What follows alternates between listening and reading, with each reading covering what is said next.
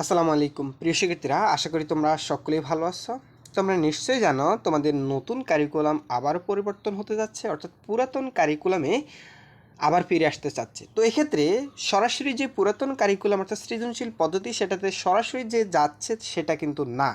অর্থাৎ তোমরা যারা 2021 সাল থেকে 24 সাল পর্যন্ত ষষ্ঠ থেকে নবম শ্রেণীর শিক্ষার্থীরা তোমরা যে কারিকুলামে পার্টিসিপেট করছো, অর্থাৎ যেই পড়াগুলো শিখে ফেলছো তার সাথে সম্পৃক্ততা রেখে কিন্তু আবার তোমাদের পুরাতন কারিকুলামে ফিরে আসবে। অর্থাৎ পুরাতন কারিকুলাম না, নতুন কারিকুলাম না, অর্থাৎ এমনভাবে বইগুলো রচিত হবে সেক্ষেত্রে উভয় সংমিশ্রণ থাকবে। বিশেষ করে এই কারিকুলামের যে বিষয়টা, অর্থাৎ এই কারিকুলামের যে অপছন্দের দিকগুলো সেই বিষয়গুলো পরিবর্তন করা হবে। এখানে জানানো হয়েছে যে মূলত তোমাদের মূল্যায়ন পদ্ধতি এটা প্রশ্নবিদ্ধ করে।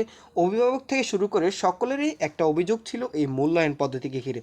এর পাশাপাশি এই বইয়ে একক কাজ সহ নানাবিধ ছকের যে অপ্রয়োজনীয় দিকগুলো সেই বিষয়গুলো পরিবর্তন, এরপর অপ্রাসঙ্গিক যে অধ্যায়গুলো বা যে পাঠগুলো সেই বিষয়গুলো পরিবর্তন বা পরিমার্জন করা হবে। এখানে দেখো যে বিষয়টি নিশ্চিত করা হয়েছে যে উপদেষ্টা বলে নতুন শিক্ষাক্রমকে কার্যকর করা সম্ভব বলে আমি মনে করছি না। সাময়িক সময়ে আগের শিক্ষাক্রমে ফিরে যাওয়ার চেষ্টা করব, অর্থাৎ সাময়িক সময়ের জন্য আমরা আগের শিক্ষাক্রমে ফিরে যাওয়ার চেষ্টা করব, কিন্তু সেটা ধাপে ধাপে, একদিনে যে সেটা সম্ভব এমনটা কিন্তু না। তোমরা মাঝে মধ্যে কী করো, এই ফেসবুকে বেশিরভাগ ক্ষেত্রে এই সমস্যাটি হয় যে নতুন কারিকুলাম বাদ দিয়ে দেওয়া হয়েছে, বই ছেড়ে ফেলে ইত্যাদি নানাবিধ কাজ। এই ধরনের কোনো কাজ করা যাবে না। তোমাদের বই কিন্তু এখনও পরিবর্তন হচ্ছে না, ঠিক আছে?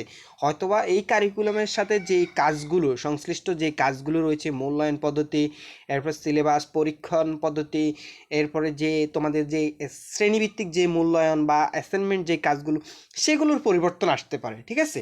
তো যাতে করে শিক্ষার্থীরা কোনোভাবে বিপাকে না পড়ে সেই বিষয়টা নজর রাখবো। এবং তিনি বলেন আমরা অস্বস্তিতে পড়তে দেবো না কোনো শিক্ষার্থীকে। আমি বলছি না যে শিক্ষাক্রম এখনই বাতিল করে দেবো, বরং পরিমার্জন করা হবে। অর্থাৎ পরিমার্জন তো বলতে বুঝছো তোমরা এই বিষয়গুলো পরিবর্তন করা হবে। তো প্রিয় শিক্ষার্থীরা, তোমরা কি আসলে চেয়েছিলে যে তোমাদের নতুন কারিকুলাম পরিবর্তন হয়ে পুরাতন কারিকুলাম অর্থাৎ আরও একটি নতুন কারিকুলাম সৃষ্টি হোক? অবশ্যই তোমরা কমেন্ট করে জানিয়ে দিবা তোমাদের মতামত। আর এই ভিডিওতে অবশ্যই একটা লাইক করে দিবা।